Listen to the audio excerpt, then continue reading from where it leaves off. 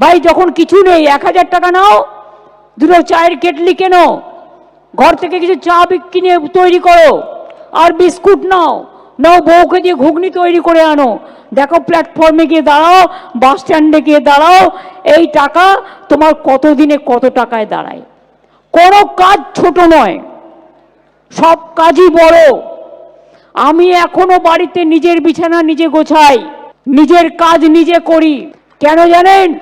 আপনি নিজের কাজ যত নিজে করবেন আপনার শরীর তত অ্যাক্টিভ থাকবে। অনেকে আমাকে খেপায় যে আমি কেন চায়ের কথা বলি। প্রধানমন্ত্রী যখন বললাম চায় বেচতেছে তখন তো তুমি কিছু বলো না।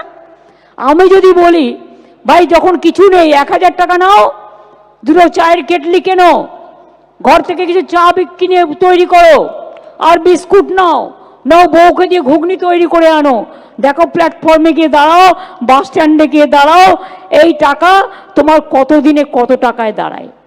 কোনো কাজ ছোট নয়, সব কাজই বড়। তার পরিকল্পনাটা হচ্ছে যত ছেলেরা মেয়েরা বেকার থাকে তাহলে তার লাভ হবে।